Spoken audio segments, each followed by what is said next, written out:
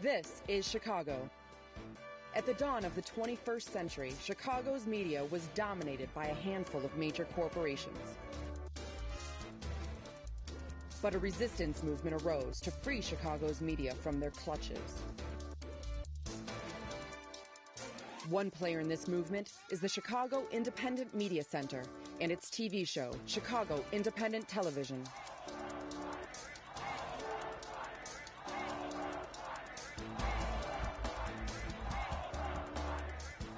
The Independent Media Center is a worldwide network of grassroots correspondents committed to using the tools of the media for promoting social and economic justice. You are watching this month's dispatch from the Chicago Independent Media Center.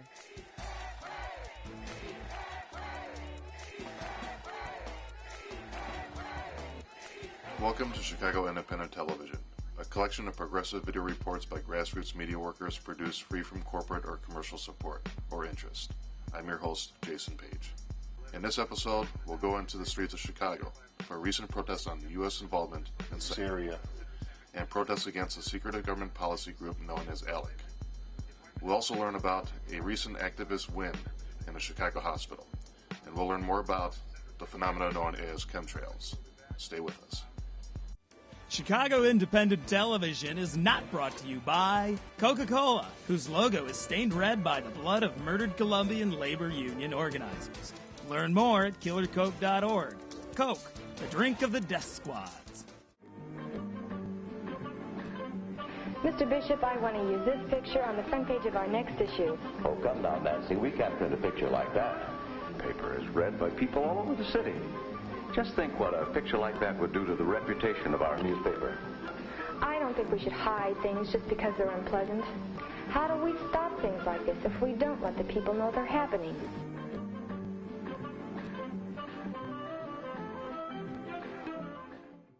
Welcome back to Chicago Independent Television.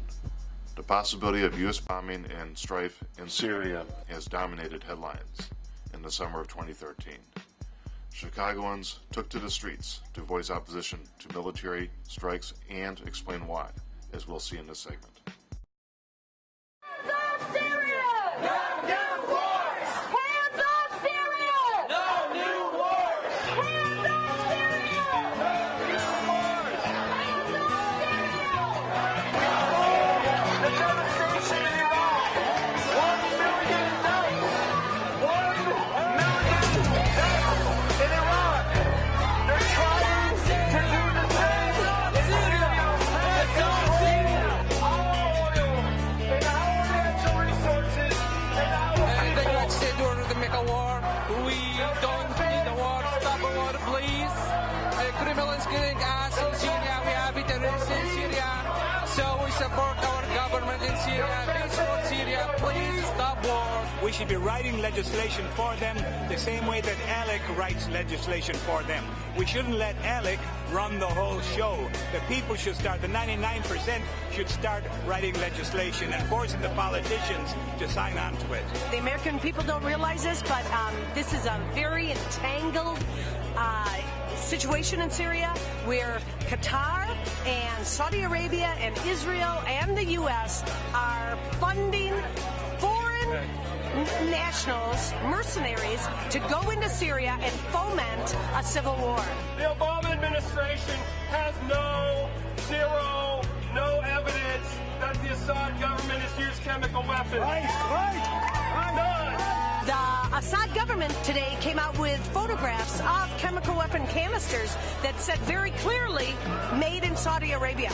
Korea, Vietnam, Afghanistan, Iraq, Libya, and now Syria. What does the government do? The government of the corporations? It ignores us. It ignores the majority of the people. Credibility. We have no moral credibility to go in there and act like we know what's right. They are going into war for oil, natural gas, Israeli geopolitical interests, and it has nothing to do with chemical weapons. Please, everyone, do your own research.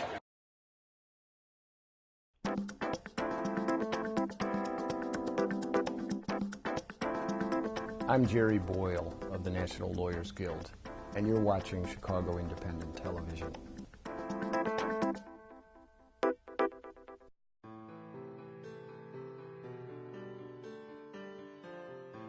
Oh, great rainbows and thunderstorms of our Creator's brainstorms, far and wide across the world. Our pure waters are at harm. Please be a guide for the protectors of our waters and lands. May you break in parts of your canyon red, sunset orange, corn, pollen yellow, seas, oceans, lakes of blue, and mountain purples for all peoples of each color across the world to defend our Mother Earth. She needs our help. For she is our life, and her water is our blood.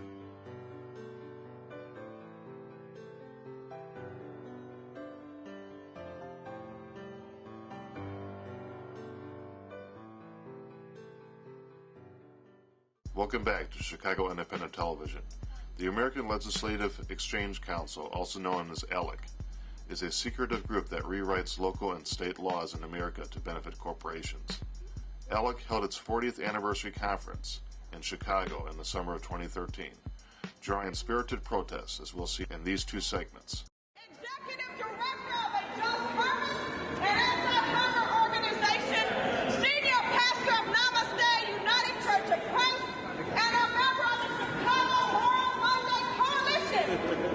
Over the last 3 months, more than 1,000 people have been arrested in North Carolina as part of the weekly ongoing Moral Monday protest. While the protesters in North Carolina are specifically targeting their state legislators for an extreme agenda that includes cuts to education, social programs, and unemployment benefits, rejecting Medicaid expansions, no restrictions on voting and labor rights, and restarting the death penalty, many of these policies find their origin in ALEC-authored model legislation. The American Legislative Exchange Council, known as ALEC, is one of the great nexi where money and politics meet in order to corrupt our democracy. ALEC brings together corporate lobbyists and state legislators in order to vote behind closed doors on legislation that promotes the interests of big business and the 1% while working to disenfranchise ordinary people, erode worker rights, gut the social safety net, destroy the environment, eliminate corporate liability, criminalize poverty, privatize the public good, and inject even more money into our political system. This week, beginning this Wednesday, August 7th, and continuing through Friday, ALEC will be holding its 40th annual national conference in Chicago. Standing in solidarity with our brothers and sisters in North Carolina, the Chicago Moral Monday Coalition. We're asking you to stop. This is disruption to our guests. We're asking you to leave. You are not guests of the hotel. We are asking you to leave. Okay? I'm almost done. No, we're not going to. If you refuse, we are going to contact CPD. So we're not going to allow you to finish. I'm almost done. It is immoral to celebrate the birthday of an entity designed and built to destroy the common good. It is immoral to support an organization that puts profit before people.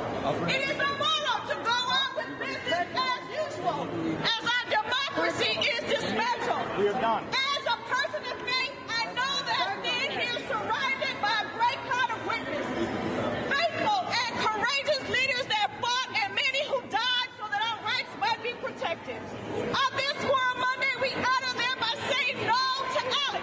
Not in ALEC. You don't have to ALEC. No to ALEC. Say no to ALEC. Say no to ALEC. Say no to ALEC. Say no to ALEC. Say no to ALEC. Say no to ALEC. Say no.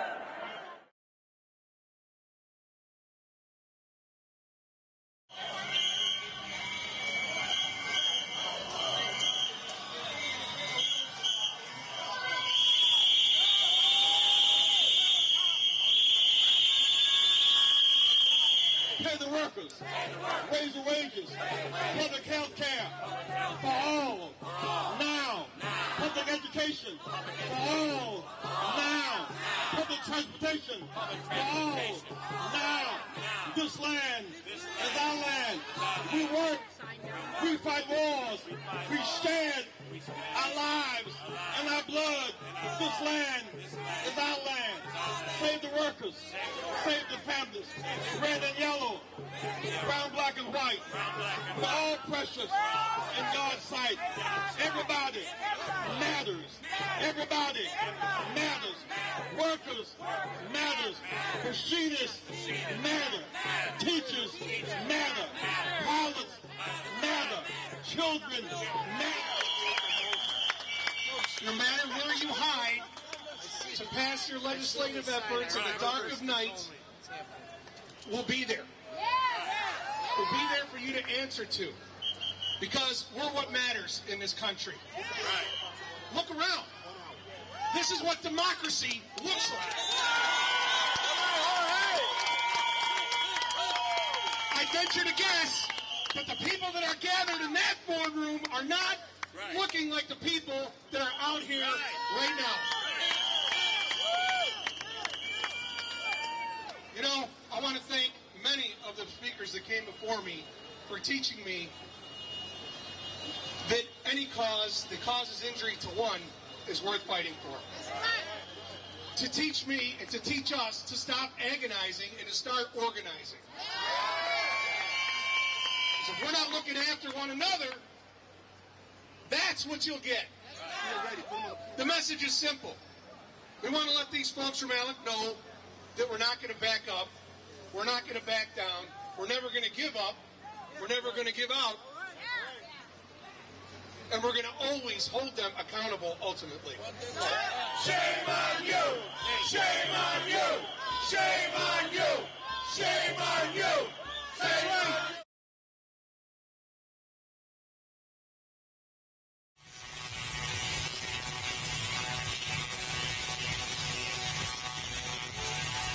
Shut down Guantanamo Bay! We won't live in a torture state! Shut down Guantanamo Bay! We won't live in a torture state! 10 activists went in and after delivering a citizen's indictment to the clerk of courts, they came down to the lobby and they started to read aloud that citizen's indictment. And within a matter of minutes, many of them were handcuffed. One individual here, Ron Durham, has refused to get up and walk. He's using the method of passive resistance, and he's been informed that he's going to be taken straight to the Chicago Police Department. Why aren't the police arresting George Bush? The criminals are not in this truck. The criminals are in Washington. Why aren't the police protecting us from the torturers? Arrest the torturers! Stop torture! Welcome back to Chicago Independent Television. Chicago activists won a dramatic victory as they forced Northwestern University Hospital in Chicago to change their policy against providing care for undocumented immigrants. We'll learn about the victory in this segment.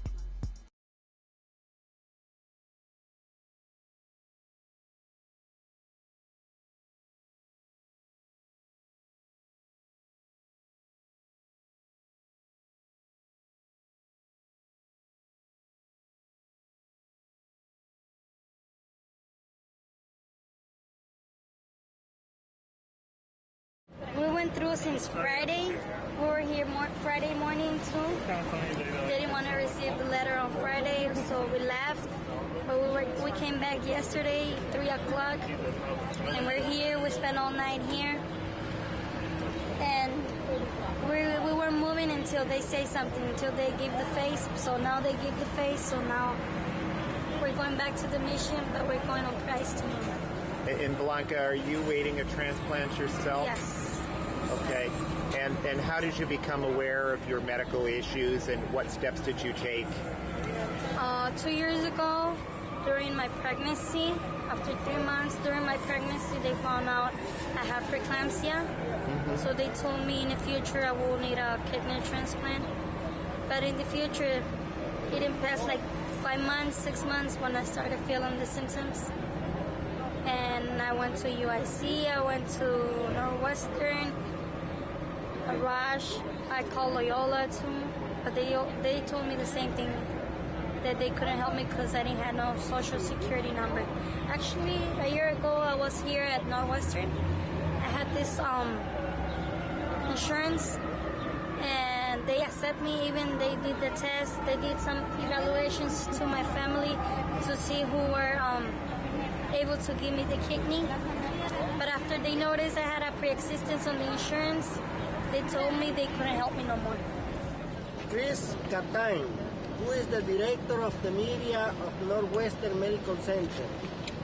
Well, she said, first of all, Northwestern University will not be requiring documentation, citizen, or permanent resident to attend any patient. Everybody, even though if they don't have a document, they can apply to Northwestern to have a transplant. Second, they also say that every person who were in the list and the hunger strike, they can go and apply to the organ center Kobler, and we have to let them know when these people apply for the organs. Third, everybody who apply for organ transplant in Northwestern Medical Center has to have a 1 year living in the city of Chicago or on the state of Illinois. 4 point, they also commit that they're gonna make aware they receive a letter and make aware the director of the transplant team about all our demands, and also that they're going to be contacting Dr. Davis Enson at Rush University to work together to find a solution to this problem. 5 point, that they're going to be working with the people who need transplants, those who have been in hunger strike, to talk to every day, to have a conversation every day with them to fulfill all these promises that they have done. Those are the main points that we discussed with Chris, the representative from Roche, and then after that we met with the patients, and they say that they are willing to take this, and then we are going to move to hit Christ advocated tomorrow at the south side, because this is the other hospital that has been rejecting people without documents, and also even though deporting people to Mexico that has need transplant. We have some cases that the people have been sent in ambulance to Mexico, and they have died. We're going to continue this fight. We're going to continue the hunger strike until all these promises are being fulfilled, until we also made Christ Hospital to become part of this effort. Father, has Northwestern pledged to put these promises into writing as well? Oh yes, they say that when the transplant team, when the director of the transplants came from out of the country, now they're going to put all this in writing and they're going to give it to us. They wrote a press release. I don't have the press release in here, but we can provide it some writing where they are saying that their policy is that they don't ask for permanent resident or citizen for persons to receive a organ transplant by Northwestern Medical Center. They have changed this policy because so far what we know is that they reject Marisol. They told her that she cannot have a transplant because she didn't have a documents, right? And also Blanca and others. And then now they are changing the language, and we're going to take that, and then we're going to continue monitoring them that they fulfill what they say. Personally, I don't believe them. And then we're going to continue our hunger strike until we convince most of the hospitals to be in this dialogue to resolve this problem. And also, I want to let you know that by making those medical centers to be in dialogue together, to create a non-for-profit pharmaceutical for the poor, to attend the transplant, not to reject the elderly and the migrants, we are beginning to fight back what Obama has put in place as Obamacare. The Obamacare is condemning the undocumented, and we don't have another choice to target one by one those hospitals if we change them. Because if we don't change them, the immigrants gonna be continue to be condemned to death for those hospitals. This is the reason why we are going this week to Christ Medical Center for not to get away and continue doing what they are doing. What Christ Medical Center is doing now is that they reject anybody who doesn't have documents and health insurance to perform a transplant. Besides that if you are undocumented, you cannot even get to Northwestern because they ask for insurance, or Christ Hospital. You have to go to the county, and those hospitals, and it's more impossible for those who need a kidney or liver transplant. They let them to die. We had an example, Christ Hospital 2 years ago, Mr. Merino. They deported him in ambulance to Mexico, and he died a month after he was in Mexico. We're not going to allow Christ Hospital to continue doing this unethical thing. We know that Christ Hospital is managed under the umbrella of the United Church of Christ, the Lutheran Church, and we don't want them to be doing the opposite that God will be doing, that is saving people's life. And this is a fight, and this is an immigration fight also, because it's a healthcare. It's because those people that we don't have documents, and it's. How do you feel about what Father Landaverde told us today? I think we got one step. It was a good step today. So I think it was a really good step for today. My parents, my daughter, that's my power. And how do you feel about all the people that have been supporting you in the hunger strike? It's a really powerful thing because it's just not me, it's everyone else when it's a transplant. So we are family now. Yes. Okay, well, good luck to you. Thank you very much. We give a thank you to the people from Occupy, the people from Moratorium Deportation, the Medical for Actions, the Lawyers Guilds, and everybody who has been with us here fighting. Thank you.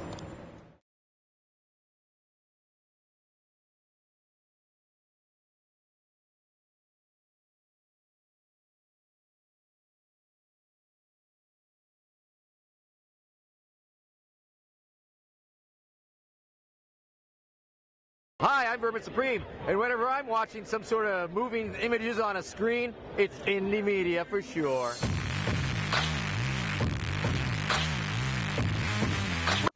Chicago Independent Television is not brought to you by Blackwater, a worldwide leader in security and murder. Learn more at blackwaterbook.com. Blackwater, we kill innocent Iraqis so that you can feel more secure. Welcome back to Chicago Independent Television. In this segment, we'll learn about the phenomena of chemtrails and their potential impact on human health and the environment.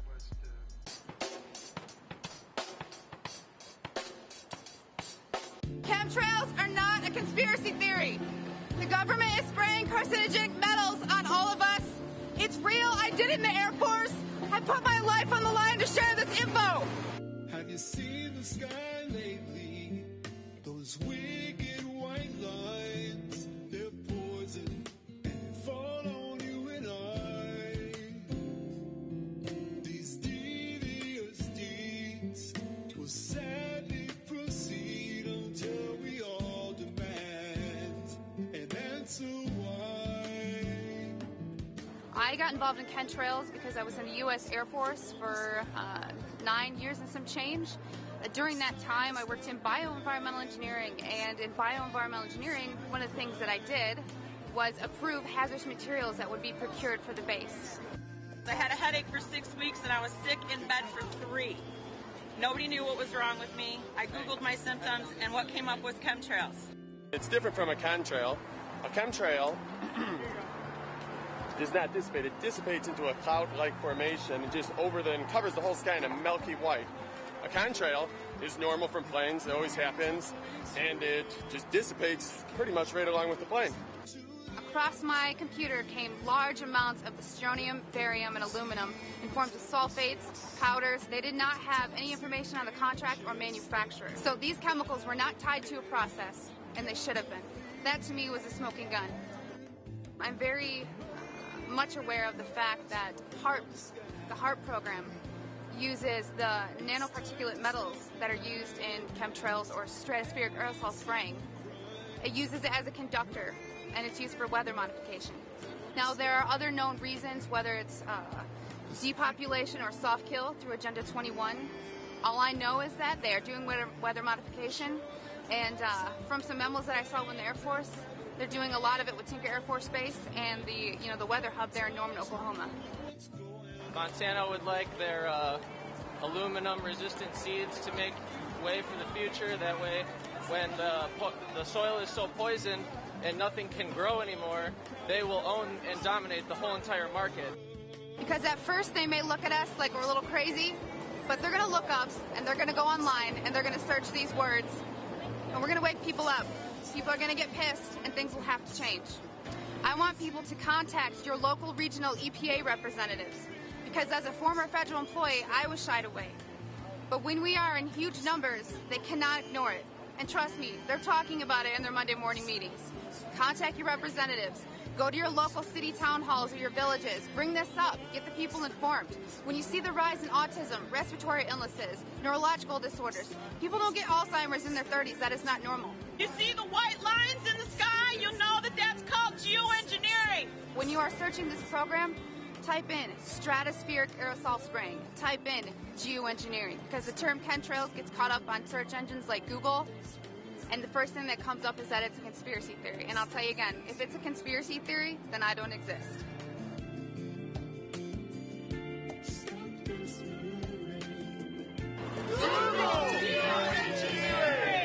So it's not a joke, it is real, it is happening, and we gotta wake up.